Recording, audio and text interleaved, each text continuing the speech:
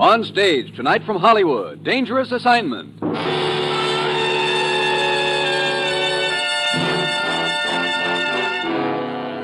Dangerous Assignment, starring Brian Donlevy as Steve Mitchell.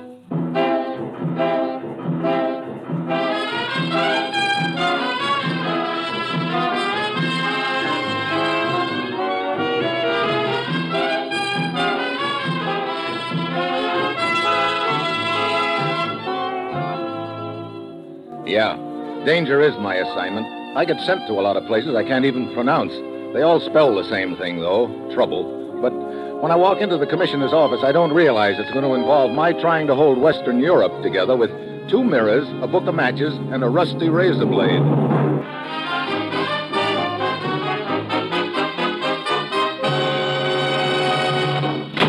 Morning, Commissioner. Ruth said you wanted to see me. I do, Steve. You're flying to Paris. But don't get any ideas. Well, I can dream, can't I? I'm afraid this dream's going to turn into a nightmare. Oh, swell. What's the deal? Tell me, what do you know about Aristide Reynal, Steve? Reynal? Oh, sure.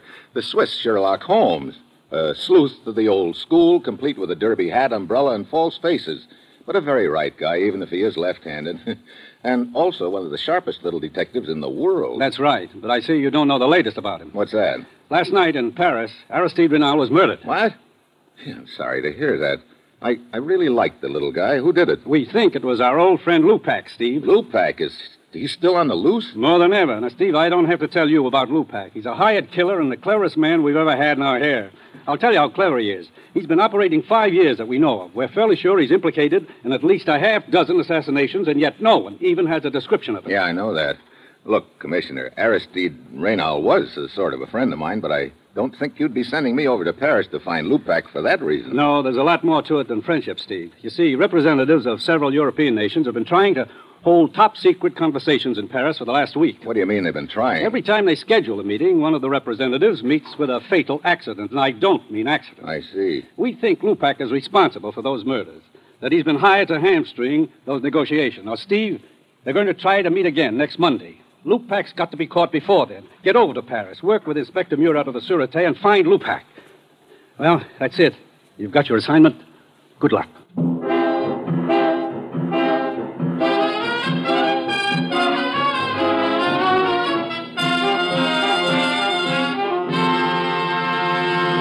Dangerous Assignment will continue in a moment.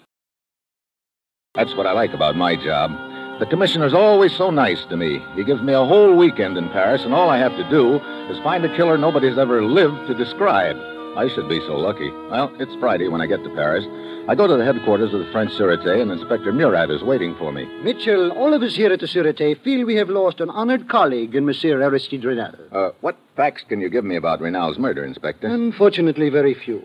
We know only that Reynal's body was discovered yesterday morning in the apartment of a man named Belog. Belog? Who's he? We have no idea, Mitchell. This Belog has dropped completely out of sight. Do you have any description of him? We have managed to piece together a slight description by questioning the other tenants. Belog is a small man, dark, with a mustache and a Van Dyke beard. He customarily wears horn-rimmed glasses and a beret. Great. That description could fit 1,000 guys in Paris. True. You know, there's a little idea pecking at my brain, Murat. I should not be surprised if it were the same idea that occurred to me, Mitchell. Namely, that this mysterious Monsieur Belog might be the hired killer we seek, Lupac. Yeah. You got a key to this Belog's apartment, Commissioner? Yes, we have left everything untouched for the time being. Good. Come on. I'd like to take a look at it.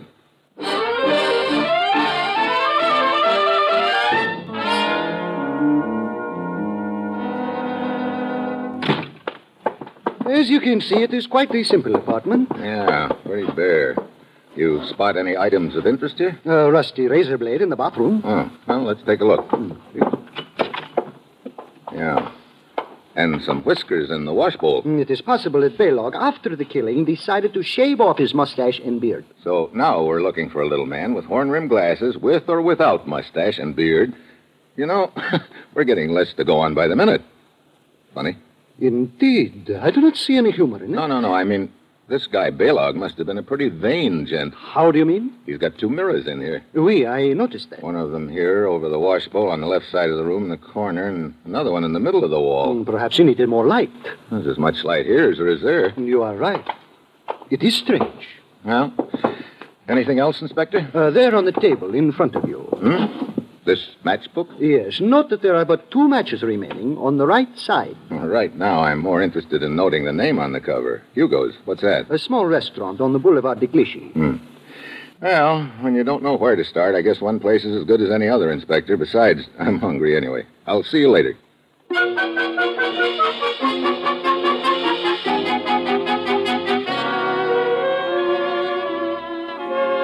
So I head for Hugo's. And of course, every other guy I see on the way there answers Balog's general description, which gives me a good idea what a sweet job it's going to be finding him. Inside the restaurant, a mournful-looking little gent is circulating from table to table, sawing away at a fiddle for the benefit of a few moonstruck couples. Then a tall, skinny gent spots me standing in the doorway and comes up to me. Welcome to Hugo's, monsieur. Are you the official greeter? I am Hugo. Oh, good. I'd like to talk to you. Where can we sit? Why, at this table right here. But if you are selling anything, I am not in the market. Business, it stinks. Don't worry, I'm not selling anything. Oh, my friend, I now have much warmer feeling toward you. In that case, I would like to sell you something. A dinner fit for royalty. Later, but right now I'd like a little information. Did you ever hear the name Balog before? Balog? Balog? What are you doing, memorizing it? Oh, but of course, Balog, a steady customer, noble soul. At least he was. Was what? A noble soul or a steady customer? In Hugo's mind, there is no difference, my friend. But to be brief, I have not seen Monsieur Balog in here for the last few days. I don't wonder. But before that, he used to come in regularly, huh? Now you're making me slightly uncomfortable, monsieur. Mitchell. Why? Mitchell. Very simple. When inquiries are made about my steady customers, sometimes makes them very nervous. Then they become unsteady customers. And then Hugo's nerves become unsteady because it means he is losing money. I get it. You think $5 American would steady your nerves, Hugo? Would be interesting experiment. Place the bill in my hands. Here you are. Uh-huh. The experiment worked? See, my fingers, they are not quivering one bit. Yeah. Amazing, isn't it? Now, about filling me in on this guy Balog. Of course. He came in here regularly, usually in company of another man. What did this other man look like? Oh, he was small, about Balog's size. Very inconspicuous-looking man. Let me see. I believe he usually wore a derby hat and carried umbrella with him. Derby hat, umbrella. Hey, wait a minute. Look, here, take a look at this picture. This isn't the guy by any chance, is it? But, of course, the very man. And you say that he and Balog were in here together all the time? Yes. You know the man in this picture? I knew him. His name was Aristide Renal. Well, the two of them seem quite friendly. I don't get it unless... Don't get what, my friend? I'll skip it. Well, thanks for the information, Hugo. Oh, but there is more. Huh? Indeed. Let us say that you have paid only for the main course of the dinner. There remains dessert. You know, I don't see why you bother serving food in this place. You seem to do pretty well without it. One must live, my friend. Okay, steady fingers. Here's another 5 spot. Now, how about the dessert? You see, over that corner table, alone. The girl? Who else? Well, you said dessert, and you weren't kidding. French pastry yet. Who is she? Celeste. Shall we say, friend of Balog's? That gives me 3 good reasons for talking to her. 3? What are the other 2? Her eyes, of course. Oh, I'll see you later, Hugo. Hi. Hello. Mind if I join you? Why not? Good question. I am drinking Pernod in case you want to buy me another drink. Sounds like an open and shut in case. Waiter, Pernod and a scotch. Oui, monsieur. You're a friend of Balog's, aren't you? Why? You seen him lately? Why? Your needle is stuck. I owe him some money. Give it to me. I will give it to him. No, thanks. Not that I don't trust you. I just don't trust you. I'd rather give it to him myself, Celeste. Suit yourself. I have not seen him lately. I see. Did you ever hear him use any other name beside Lebuck? Other name? Lupac, for instance. For instance, no. But why do we talk about Balog? He bores me. I know something much more interesting to talk about. What's that? Celeste and, Steve. Celeste and Steve. It sounds nice. Yeah. Might be an interesting topic of conversation at that. Where do you think it would lead us? Maybe to 36th Rue Saint Anne. What's there? My place. Oh? Well, Here are your drinks, monsieur. Scotch and Pernod. you're a little late, Buster. We're leaving. There you are. Merci, monsieur. But the drinks, what shall I do with them? Well, you might... No, just drink them. Come on, Celeste.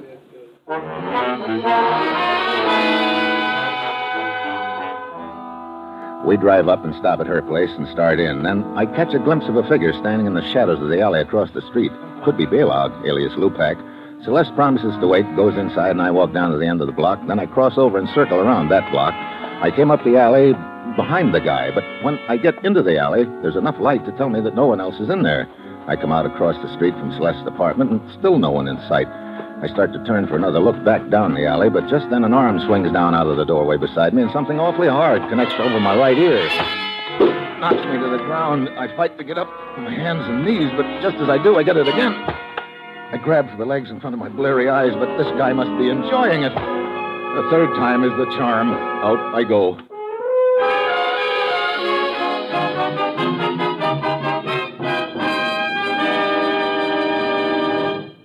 Steve Mitchell will continue his dangerous assignment in just a moment. And now, back to Dangerous Assignment and Steve Mitchell.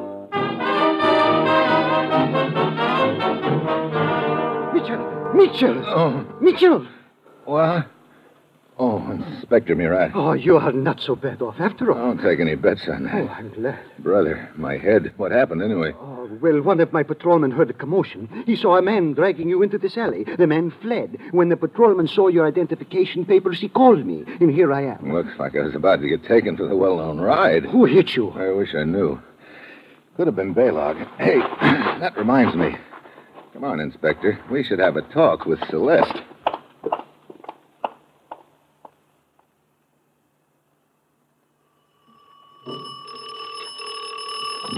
No answer. She may have gone. On the other hand, she may be hiding in there. You got a pass key? Oui. Let's find out. Very well.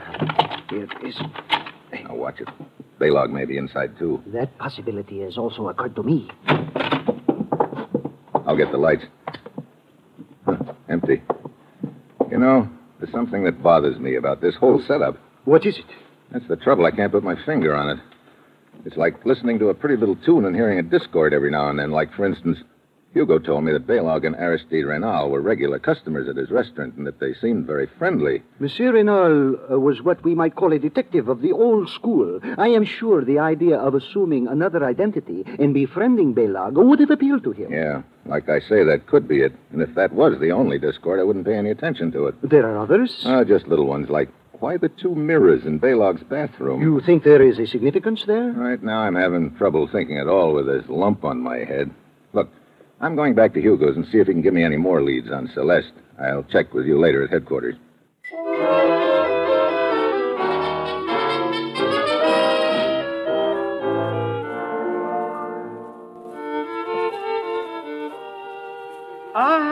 Good evening, Monsieur Mitchell. Hello, Hugo. Hey, looks like you're doing quite a business. No, these are not customers. They are would-be waiters.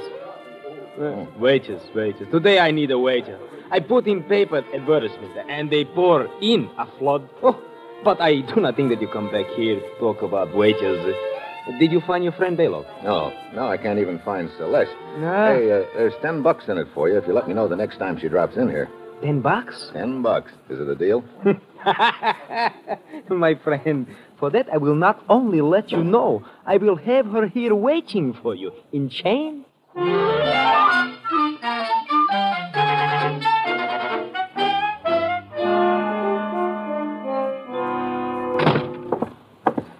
Mitchell, were you able to find out anything more at Hugo's? Only that he's having employment troubles.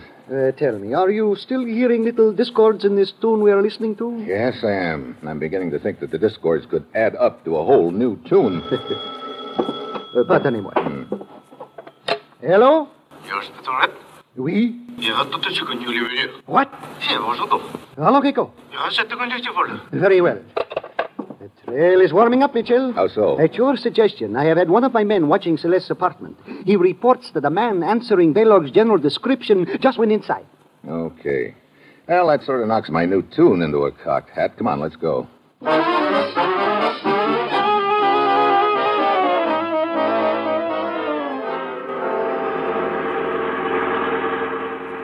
better stop here, Inspector. Celeste's apartment is just ahead. Oui. There's a small open car parked up there in front of the apartment house. Yes, that is the car the suspect arrived in, according to the report my man gave me. Look, here he comes out the door. He's getting into the car. Mitchell, we must not let him escape. Hold it. Doesn't look like he's going anywhere. He's just sitting in the car. Huh. He's a little guy, all right. And Hugo said Baylog was a little guy. He is not wearing glasses, however, and he is clean-shaven. Don't forget those whiskers in Baylog's wash basin. He could have shaved his beard off. What are you going to do? Have a little talk with him. I'll be back in a minute. Be very careful, Mitchell. I beg your pardon. Oh, what is it? You got a match? Why, of course. Here. Thanks. Say, I wonder if you could help me. Help you? Yeah. I'm a tourist here, and I need a little information. Why, I'm rather in a hurry, and... Well, this won't take a minute. Here. This is a timetable for the Underground Railway, but I can't seem to figure out where the nearest station is. Oh, very well. Excuse me. I must put on my glasses. So, now let me see it. Oui, your nearest station is just off the Boulevard de Montparnasse. How do I get there? Let me see. You go down this street 2 blocks, then over 1, and then you turn... No, not so fast. Look, here's a piece of paper. Would you write it down for me? Oh, certainly. Sorry to put you to the trouble. Oh, it is quite all right. Here you are. Thank you very much. Well? I don't know. Could be Baylog, all right. He had to put on glasses to read the timetable. In that case, perhaps we... Mitchell, look! Yeah, Celeste just jumped into his car. Come on, Murat, get this baby started. We don't want to lose him now.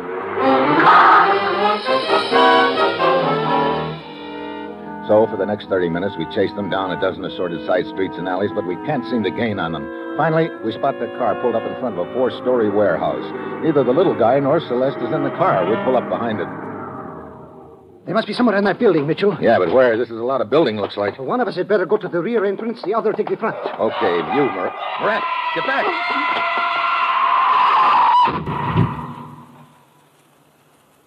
Mon Dieu. Brother. Well, this is the guy we were chasing, all right, or what's left of him. No identification on him, but that does not surprise me. Well, Mitchell, the case is closed. Our little friend, Baylog, realized he was cornered. He preferred to administer justice to himself. Did he? I know what you are thinking, that perhaps he was pushed off the building. Well, perhaps he was. It is no matter. Either way, it would appear our case is closed. Yeah, you're right. That's just the way it would appear.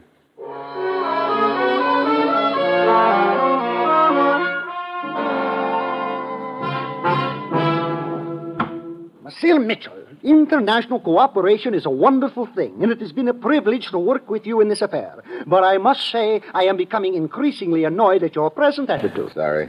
It is true we have identified the body as that of Harold Pravda, an unemployed waiter. But to me, this means nothing. If Baylog was Lupak, as we believe him to be, he was quite capable of assuming a dozen different identities. I know all that, Inspector. But I tell you, the whole thing fits into place. Observe. First, we know that Aristide Renal was on the trail of the notorious Lupak. Second, Renal is murdered in the apartment of a mysterious little man named Baylog. Third, we know that Celeste is a friend of Baylog's. Fourth, we chase Celeste and the little guy to a warehouse. The little guy takes a dive or gets pushed off the roof. Exactamo. And furthermore, this little guy, as you call him, answers Baylog's description, even to the horn-rimmed glasses which he put on to write directions for you when you approach. Hey, hold it right there. What? You just said something, Inspector. I remember now. That little guy wrote out the directions for me right-handed. Is this so unusual? It's unusual enough to take us back to Baylog's apartment right now. Baylog's apartment? But surely if Baylog is dead... Baylog is dead, all right, but if my hunch is good, there's something a lot more important than Baylog in his apartment. But what could it be? The answer to this whole deal.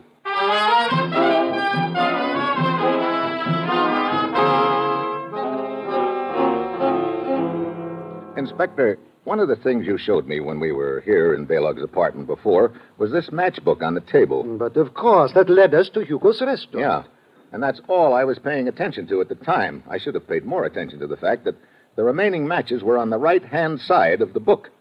That means the person who was using those matches was left-handed. Granted, he picked off the matches with his left hand. Aristide Renal was left-handed. Of course he was, Mitchell. We both know that. But what does that prove? We believe that Reynal was posing as a friend of Baylog's. They ate dinner together. Reynal obviously visited this apartment. As a matter of fact, this is where his body was discovered, if you will remember. Yeah, Reynal was left-handed. He probably used those matches. Now, come on into the bathroom. Very well. Now, this is the part I couldn't figure out before, Murat, but it sure makes sense now, the two mirrors. But I still do not see... Look, the regular mirror is over the washbowl right here in the left-hand corner of the room. True. Now, pretend you're Baylog and you're going to shave, and also pretend you're left-handed. Well, no, all right. I would simply take a razor in my left hand and then... Mitchell. Yeah, that's right, Inspector. There's not enough room between the mirror and the wall on the left side for a left-handed man to shave. Yes. You'd probably cut your nose off. That is why Baylog set up the other mirror farther along the wall. Yeah. Inspector, doesn't it strike you as a pretty big coincidence that both Reynal and Baylog happen to be left-handed? What are you suggesting? I'm suggesting that Reynal and Baylog were one and the same man. What?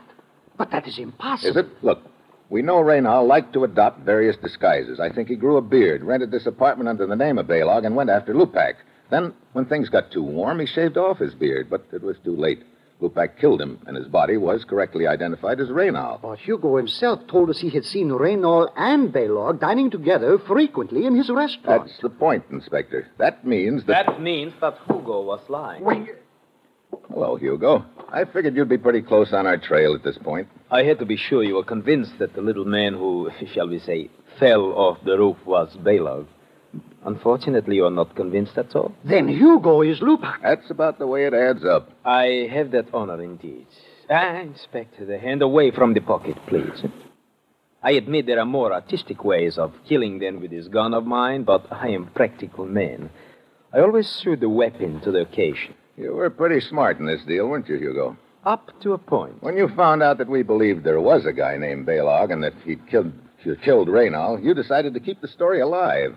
You even went so far as to hire a little waiter who might pass for Baylog. You made a deal with him to take us on a chase through town. Then you shoved him off the building, hoping that would close the case and take the heat off of you. Stay where you are.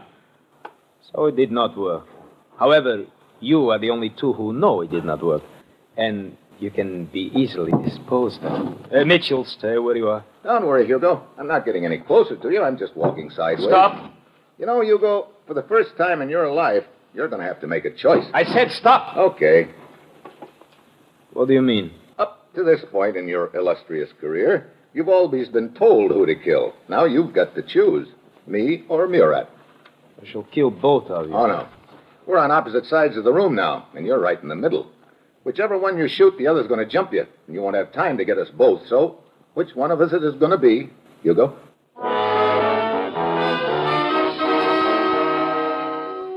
Hugo licks his lips, jerking his head first towards me and then Murat. My plan is working. I'm almost to the light switch. Hugo takes another quick look at Murat, and I grab the switch and drop to the floor. I know Murat's got his gun out by now, like I have, but I also know Hugo's too smart to stay in one spot. I listen. No sound. I've got to figure out a way to trap him. Then I think of the small shaving mirror on the bathroom wall. I'm about 2 feet from the door. I ease into the bathroom flat on my stomach and get the mirror. Then I prop it up against the inside of the door so it'll reflect from behind the door out into the living room. I get behind the door and stick my gun through the crack. Then I take my cigarette lighter, reach back behind me, and light it. He takes a shot at the reflection, and I've got his location pegged. Murat. I am all right, Mitchell. Okay, I got the right guy then. Get the lights. Oh, indeed, you did get the right man, Mitchell. Huh. He's still alive, but I don't think for very long. Your mirror device was most effective. Well, I guess it was pretty fitting, Inspector. That mirror was what tipped us off to the whole deal anyway. It would appear the old superstition about breaking a mirror is true. No, you're wrong there, Inspector. This proves that superstition is all wet. Hmm? How do you mean? Well, breaking a mirror is supposed to bring 7 years bad luck, isn't it? Well, yes, I guess it is. So it sure isn't true for Hugo anyway. He should live that long.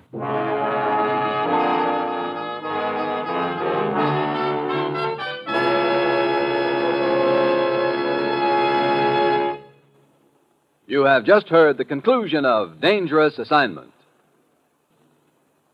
Dangerous Assignment, starring Brian Donlevy as Steve Mitchell, is written by Bob Wright with music composed by Basil Adlam and conducted by Ralph Hollenbeck, and is produced and directed by Bill Karn.